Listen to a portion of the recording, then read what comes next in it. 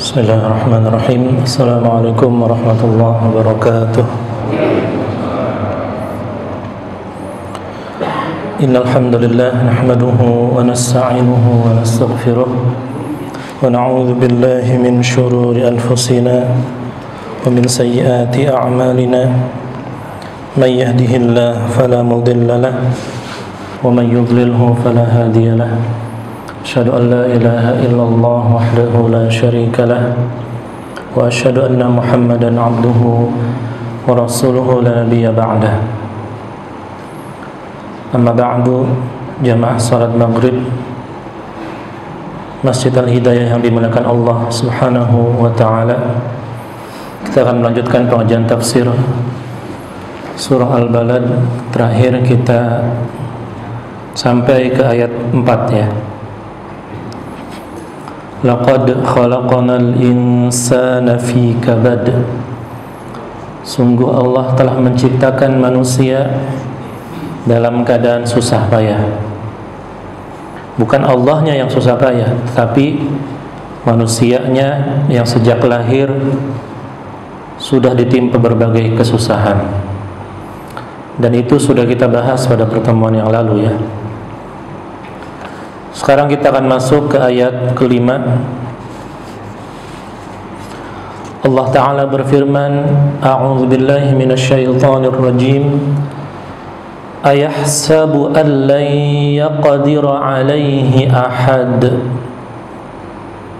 Apakah manusia itu mengira bahwa tidak ada sesuatu pun yang berkuasa atasnya? Jadi ketika Allah menyebutkan manusia diciptakan dalam keadaan yang susah payah,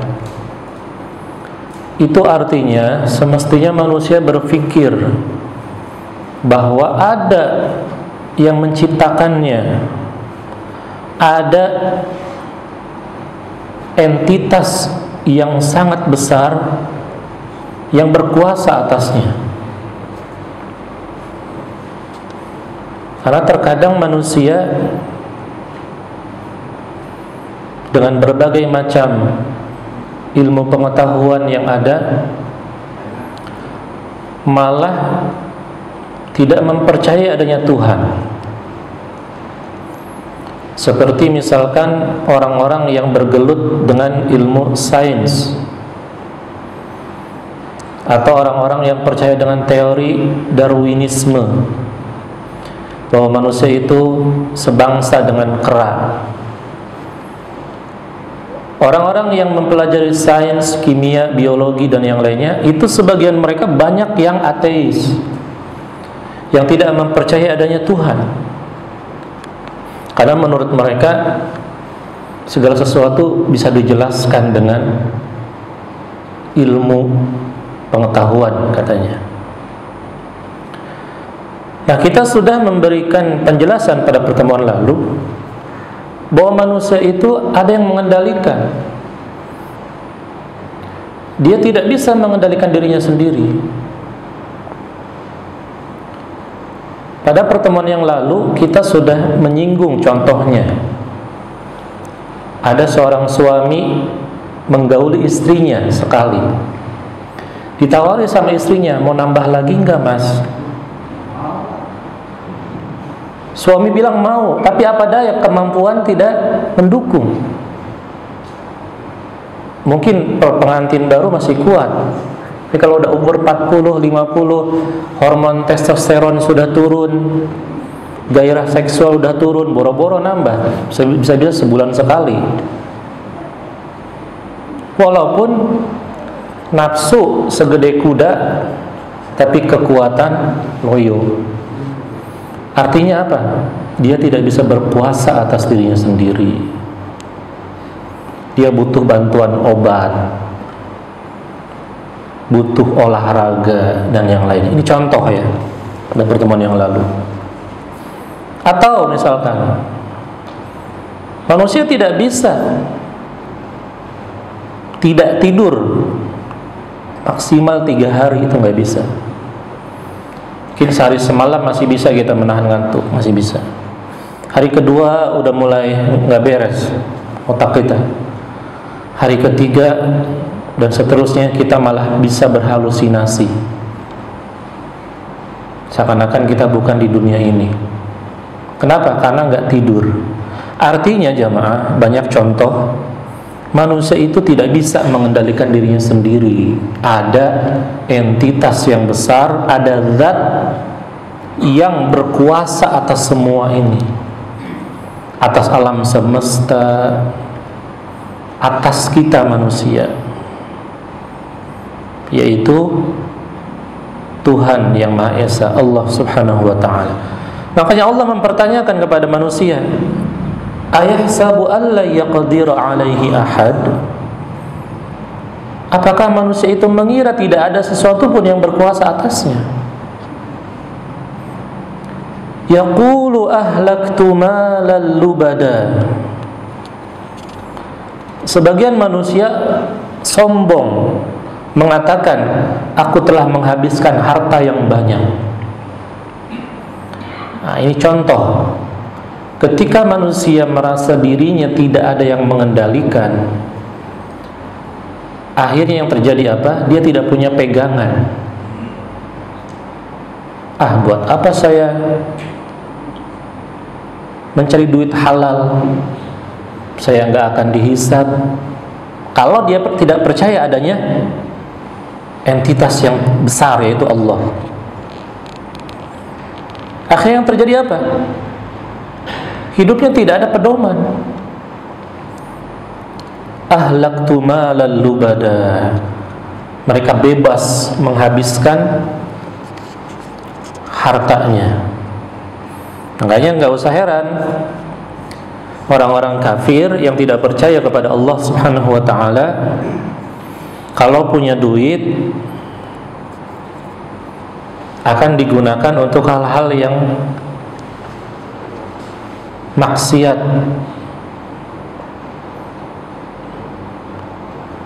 membunuhi orang-orang Islam, seperti yang terjadi di Palestina.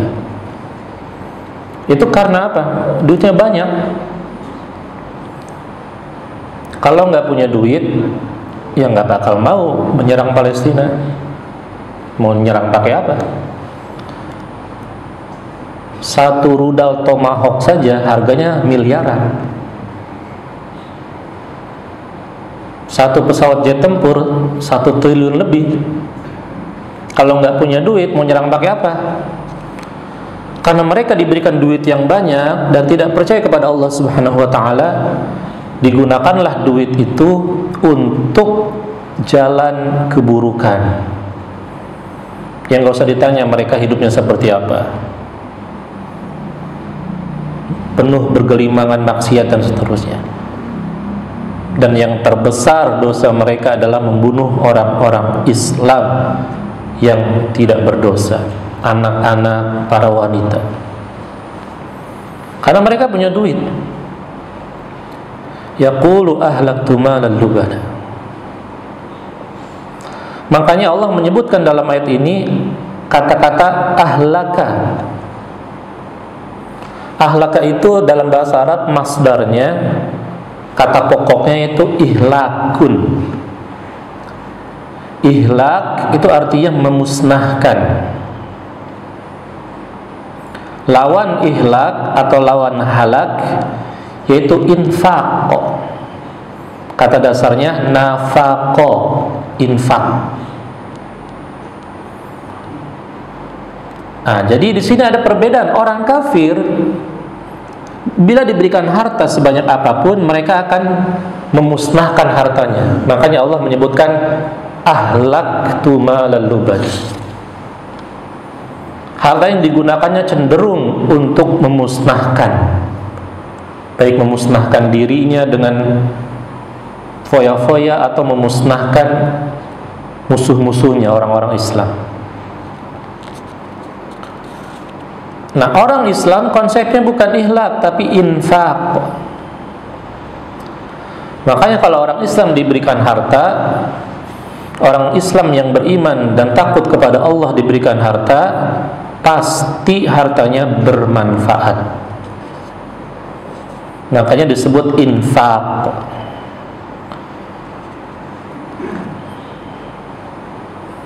Karena infak itu adalah harta yang digunakan untuk kemaslahatan umat Islam, bahkan manusia. Bukan cuma umat Islam. Orang beriman punya duit banyak, bisa bangun rumah sakit, bahkan banyak yang memudahkan orang berobat. Bukan cuma buat umat Islam, buat orang yang lain juga yang nggak mampu, orang kafir diberikan kemudahan. Nah, ini bedanya ikhlaq dan infak. Kemudian Allah menyebutkan ayahsabu allam yarahu ahad. Apakah dia mengira, apakah manusia mengira tidak ada sesuatu pun yang melihatnya? Ini Allah ingin menyindir manusia yang tadi lagi.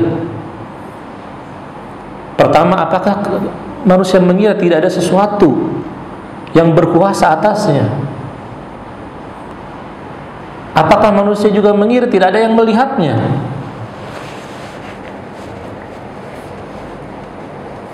Oleh karenanya,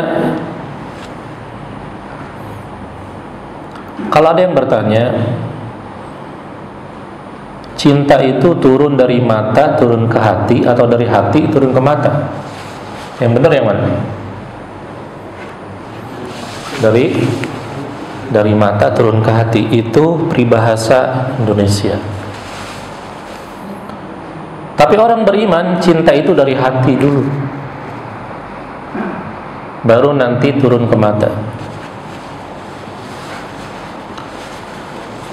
Apakah kita sekarang sudah melihat Allah?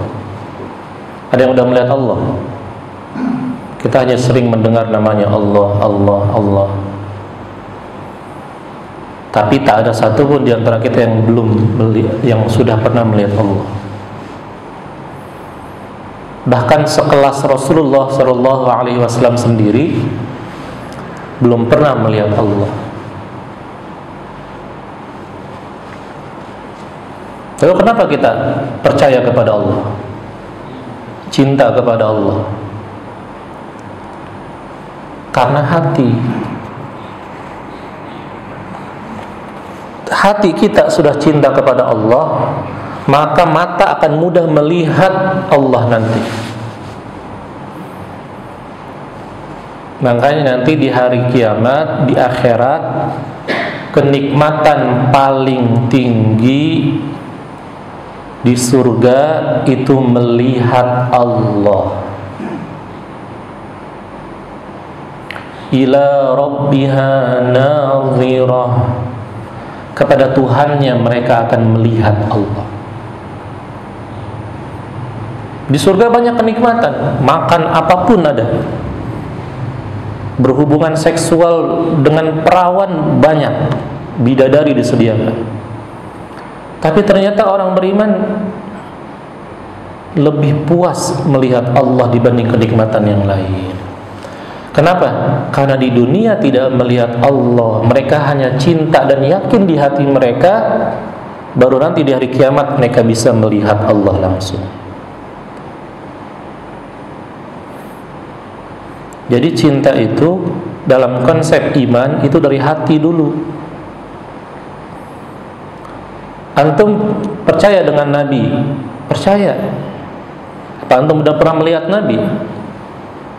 Sudah pernah melihat sahabat?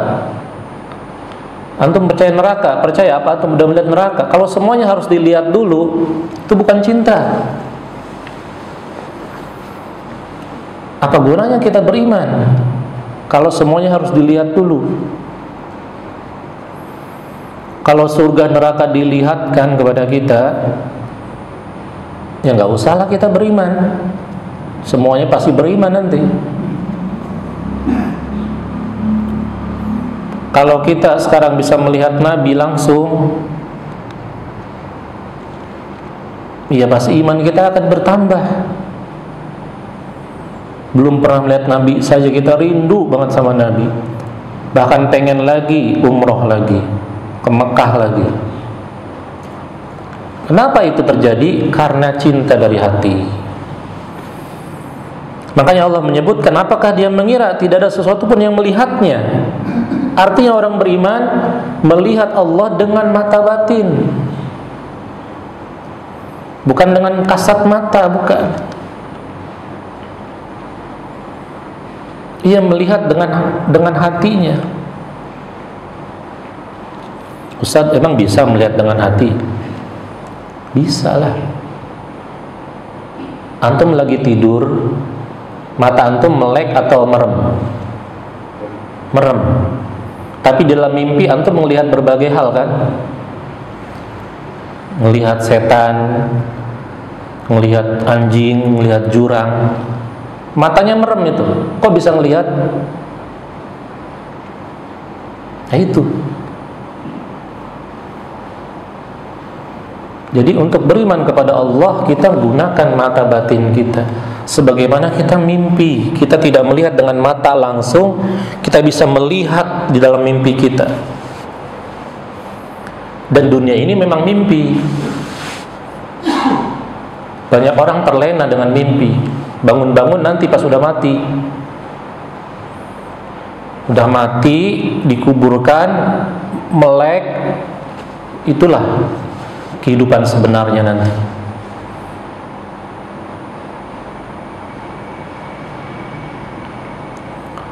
Makanya dalam surah Al-Fajr itu,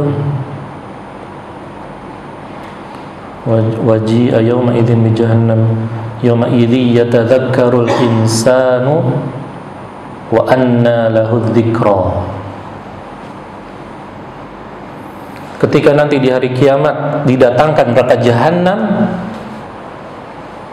dibawa oleh puluhan ribu malaikat untuk didemonstrasikan, diperlihatkan sebelum nanti orang-orang kafir masuk ke sana, diperlihatkan dulu oleh Allah. Apa yang dikatakan manusia? Yauma idzi yatadzakkarul insanu wa anna lahu dzikra. Langsung mereka tuh ingat dengan dosa-dosa mereka. Dulu nggak percaya, sekarang percaya. Nah, jangan sampai kita begitu.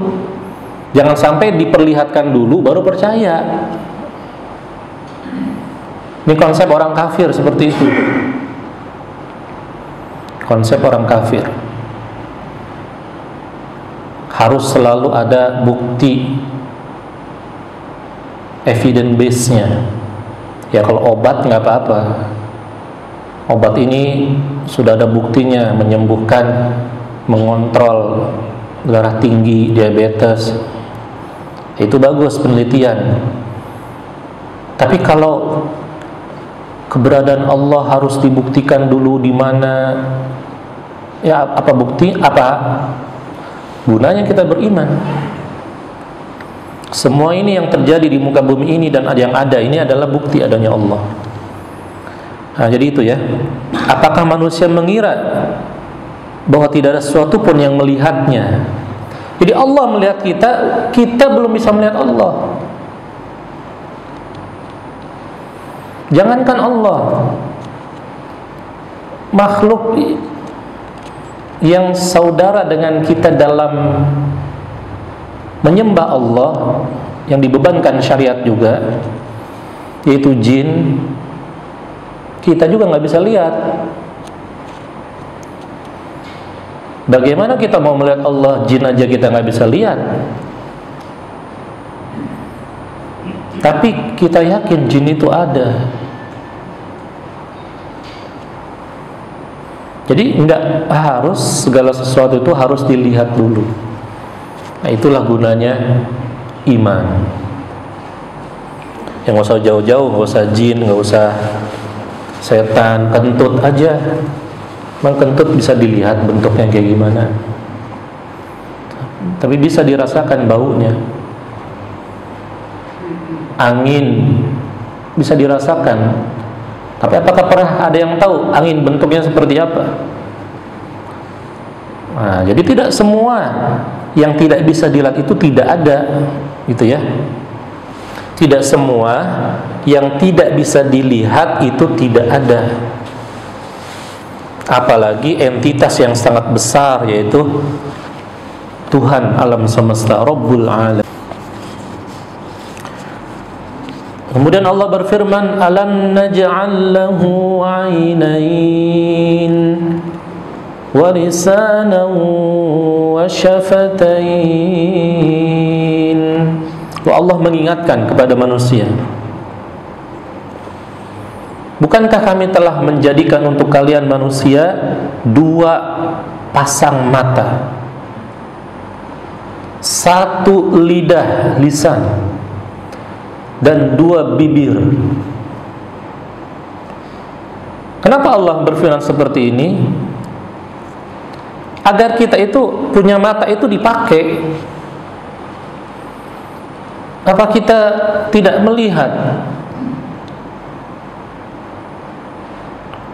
kebesaran Allah Subhanahu wa ta'ala? Bahkan seringkali saya membawakan ayat ini, gak usah kita pergi keluar angkasa dulu untuk melihat kebesaran Allah, untuk melihat berbagai macam planet, galaksi, dan seterusnya. Allah berfirman, wa fi anfusikum afala tubsirun. Dan pada diri kalian, apakah kalian tidak mampu melihatnya? Pada diri kita ini luar biasa jemaah. Kalau antum belajar ilmu kedokteran, antum akan menemukan luar biasa penciptaan manusia. 1 pasang bola mata saja syarafnya itu luar biasa banyaknya. Antum belajar ilmu jantung aja ada spesialisasinya. Spesialis kedokteran jantung, spesialis pembuluh darah dan jantung. Jantung dan pembuluh darah, ya. Jadi untuk mempelajari jantung saja dan pembuluh darah ada spesialisasinya. Kuliahnya nggak setahun 2 tahun. Jadi kalau antum ada nyeri di dada, jangan nanya sama tukang bakso, bang, saya kenapa ya dada saya sakit mulu, ke dokter. Karena bukan spesialisasi dia. Atau jangan nanya ke dukun, karena nggak semua tahu. Bahkan jangan nanya semua penyakit ke terapis. Terapis juga kadang nggak tahu. Tanya ke dokter spesialisasinya.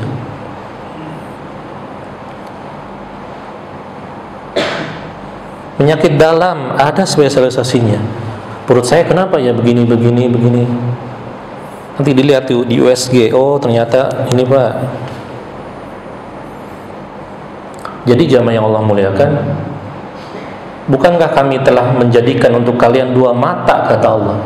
Artinya 2 mata ini untuk melihat nih, bahwa kamu tuh ada yang mengawasi, ada yang menciptakan, ada yang melihat. Ini buktinya tubuh kamu yang sempurna ini tidak jadi dengan sendirinya.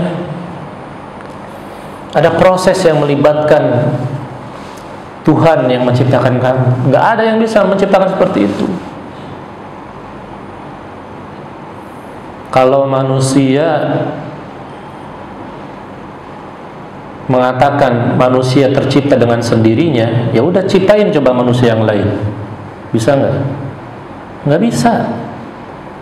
Mereka baru bisa menciptakan robot. Bahkan Allah tantang dalam Al-Quran, coba ciptakan lalat atau nyamuk yang semisal itu. Gak bisa, karena itu ada yang menciptakannya. Gak ada yang sanggup menandingi penciptaan Allah. Makanya sehebat-hebatnya ilmu pengetahuan, belum ada yang menghidupkan manusia kembali, kecuali yang sudah diberikan mukjizat seperti Nabi Isa. Kalau ilmu pengetahuan ini ingin menandingi kekuasaan Allah, cegah dong itu orang mau mati biar nggak mati. Nggak bisa. Manusia nggak bisa abadi. Dari dulu manusia tuh pengen abadi. Dari zaman kerajaan manapun, kerajaan Romawi, Mongolia, semuanya ingin abadi. Raja-raja itu ingin abadi berkuasa, ingin 100 periode berkuasa. Nggak bisa, mati, nggak bisa. Ini artinya apa? Artinya ada Tuhan yang berkuasa atas kita. Makanya Allah menyebutkan, bukankah kamu punya 2 mata? Maksudnya dipakai itu mata buat melihat tanda-tanda kebesaran Allah. Wa lisana wa syafatain, dan juga 1 lisan dan 2 bibir.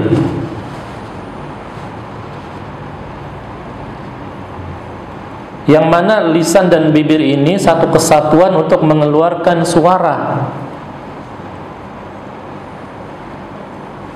Kalau bibirnya sumbing aja sedikit, mohon maaf, suaranya akan aneh. Makanya Allah menciptakan lisan dan 2 bibir ini, salah satu fungsinya untuk mengungkapkan isi hati kita.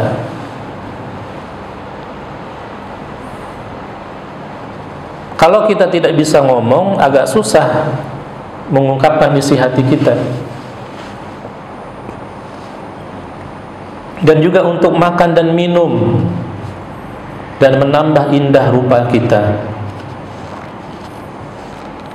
Tapi kebanyakan manusia itu lebih sering menggunakan bibirnya, lisannya, daripada kedua mata dan telinganya. Artinya manusia itu harusnya dikasih 1 lisan itu untuk lebih banyak diam dan lebih banyak mendengarkan dan melihat. Itu konsepnya. Oleh karenanya Allah seringkali menyebutkan dalam Al-Quran. Saya kasih contoh misalnya dalam surah Al-Mulk, di antara sebab orang-orang nanti pada hari kiamat masuk ke dalam neraka karena nggak suka mendengar dan nggak suka berpikir, lebih banyak ngomong. Allah berfirman, wa qalu law kunna nasma'u aw na'qilu ma kunna fi ashabis sa'ir. Kata para penghuni neraka yang menyesal, seandainya dahulu kami mendengar dan berpikir, maka kami tidak akan menjadi penghuni neraka sa'ir. Artinya orang-orang kafir itu lebih banyak membangkang, membantah. Kalau orang beriman, sami'na wa ata'na,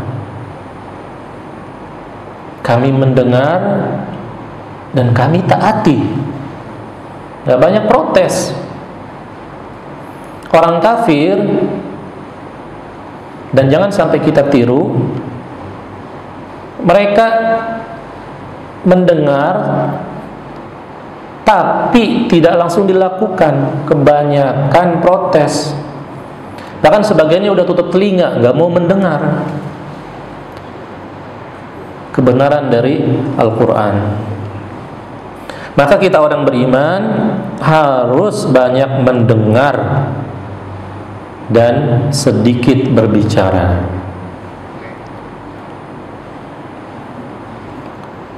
Man kana yu'minu billahi wal yawmil akhir falyaqul khairan aw liyasmut. Barang siapa yang beriman kepada Allah dan hari akhir, maka hendaklah kalian perbanyak diam, hendaklah kalian berbicara yang baik. Kalau nggak bisa, perbanyak diam. Kata petaka itu dimulai dari sini, dari lisan. Banyak sekali ayat Al-Quran yang menyinggung bahaya lisan ini. Wailul likulli humazatil lumazah. Apa itu? Ada ayat yang lain, Hal itu bukan ya. Yang banyak menyinggung tentang bahaya lisan ini, tentang bahaya ghibah dan yang lainnya. Karena lisan ini cerminan dari hati. Makanya tadi saya sebutkan itu dari tafsir Ibnu Katsir. Ibnu Katsir menyebutkan bahwa lisan ini ungkapan hati. Sekarang lebih maju lagi. Ada teknologi namanya Facebook, WhatsApp, Instagram. Lisannya diem, tapi jarinya ngetik. Itu ungkapan hati juga. Makanya manusia bisa dilihat dari tulisannya. Oh, ternyata dia begini pemikirannya. Oh, ternyata isi hatinya begini dari tulisannya. Karena lisan itu menggambarkan hati. Tulisan juga menggambarkan hati. Makanya kebanyakan malapetaka itu ditimbulkan dari lisan. Makanya tidak semua apa yang ada di dalam hati harus diungkapkan dengan lisan. Ini namanya manner atau tata krama. Tata krama. Tata krama itu tidak sama dengan hati. Antum bisa tidak suka dengan atasan antum, tapi antum tetap bisa senyum. Itu namanya tata krama. Padahal dalam hati gondok sama bos itu. Antum tidak suka dengan tetangga antum, tapi nggak boleh antum ungkapkan. Kalau antum ungkapkan berantem nanti. Itu namanya tata krama. Makanya tata krama itu terlihat manis, tapi belum tentu menggambarkan isi hatinya. Orang bisa senyum kepada kita, satu sisi di hatinya dia benci kepada kita. Itu bisa manusia begitu. Itu namanya tata krama. Dan harus begitu. Karena kalau terlalu jujur mengungkapkan isi hati, nggak bisa kita bekerja sama. Nggak bisa kita bekerja sama. Antum benci dengan bos antum, dengan atasan antum, nggak boleh diungkapkan. Kenapa? Kalau selalu diungkapkan setiap hari, antum nggak akan bisa kerja sama. Si bos antum akan mecat antum. Demikian juga jamaah dengan ustadznya, atau ustadz dengan jamaahnya. Ada jamaah misalkan tidur lagi kajian, meskipun pengen saya siram misalkan, dalam hati gondok, orang lagi ceramah tidur nih. Tapi nggak boleh kita langsung omelin dia atau gimana gitu. Kenapa? Nanti dia sakit hati. Kita ceramah secara umum, tidak langsung menyinggung orangnya. Demikian juga jamaah kepada ustadznya. Wah, ustadznya begini nih ceramahnya, kok begini. Nggak boleh langsung antum, afwan ustadz, antum kok ceramahnya gitu ustadz. Bubar itu pengajian.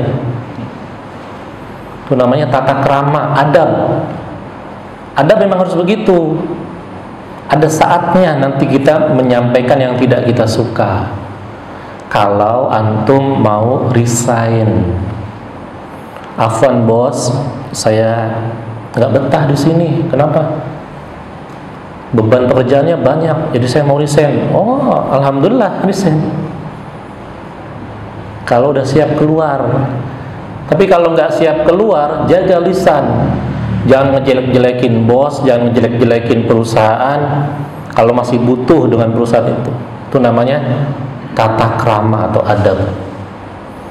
Bukan juga jamaah dengan ustadznya. Kalau masih butuh dengan ilmu ustadz itu, jangan satu dua kesalahan ustadznya langsung dijelek-jelekin, jangan. Harus dengan adab menyampaikannya. Nah, demikian juga sebaliknya ustadz dengan jamaahnya. Nah, ini yang dimaksud dengan walisanan wa syafatain. Allah menciptakan kepada kita satu lisan. Untuk apa? Untuk kita lebih banyak diam dan lebih banyak mendengarkan dan melihat. Udah jam berapa sekarang? Udah masuk isya belum nih?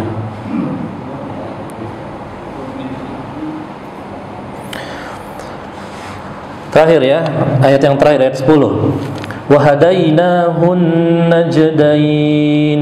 Ketika Allah menyebutkan Allah telah menciptakan untuk kita dua mata, lisan dan dua bibir, lalu Allah menyebutkan kami telah menunjukkan kepada kalian manusia dua jalan, yaitu kebaikan dan kejahatan. Ini berhubungan dengan ayat-ayat yang lalu kalau kita mengikuti pengajian rutin ini, bahwa manusia diberikan insting atau ilham untuk membedakan mana yang baik, mana yang buruk. Itu sudah diberikan oleh Allah, sudah dibekali otak kita. Makanya Allah menyebutkan wahadainahun najdain. Kami telah menunjukkan kepada manusia dua jalan, ada yang baik, ada yang buruk. Apalagi umat Islam pedomannya Al-Quran. Di Al-Quran yang baik jelas, yang buruk jelas. Di hadis yang baik jelas, yang buruk jelas. Sudah ditunjukkan oleh Allah. Tinggal kita mau menggunakan tidak mata kita, lisan kita untuk menjalankan yang baik dan meninggalkan yang buruk itu. Jadi nggak ada alasan manusia itu nggak tahu yang baik dan buruk, nggak ada. Kalau anak-anak yang belum baligh, apalagi balita, nggak bisa membedakan baik dan buruk. Dikasih api mereka pegang, ada tai ayam mereka pegang. Ada tuh saudara saya, banyak di depan rumahnya tai ayam, dia pegang bahkan mau dimakan. Kenapa? Dia masih balita, belum paham ini tuh buruk, ini kotoran. Tapi ketika kita udah balik seperti ini, bahkan kita nggak baca Quran juga, kita udah tahu ini baik, ini buruk. Apalagi kalau kita mempelajari Al-Quran lebih dalam lagi. Makanya Rasulullah SAW menyebutkan dalam hadis, di antara ciri dosa adalah apa yang membuat hatimu gelisah dan engkau benci manusia tahu perbuatan itu. Makanya orang korupsi, suap itu pasti sembunyi-sembunyi. Nggak ada orang korupsi, Pak sini Pak saya mau korupsi, nggak ada. Pasti di bawah meja. Makanya ada OTT itu, operasi tangkap tangan. Karena pasti perbuatan itu dosa, orang lain tidak ingin tahu. Perselingkuhan, emang perselingkuhan jujur sama istrinya, "Mas saya selingkuh." Enggak, sembunyi-sembunyi. Perzinahan sembunyi-sembunyi. Di hotel, di mana? Emang ada zina di pinggir jalan, di kebun, itu orang nekat yang udah nggak punya otak lagi kalau itu. Ya, demikian perjumpaan kita kali ini. Ada tanya jawab tidak? Kalau ada nanti setelah azan ya, kalau nggak ada langsung sholat. Demikian, mudah-mudahan ada manfaatnya. Kita izin dulu ya, azan dulu silakan. Hayya 'alal falah.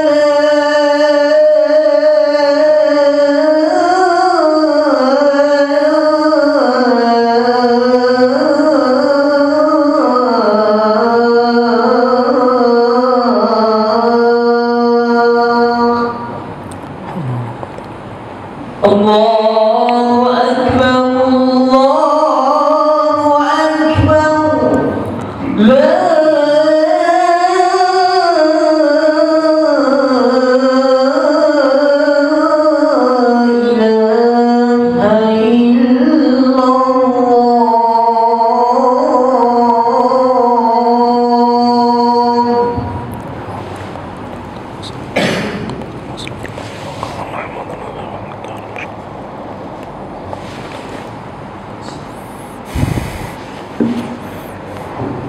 Apakah ada pertanyaan? Ada.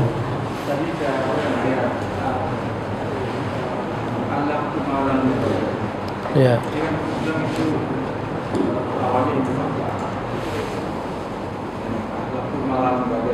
Ya.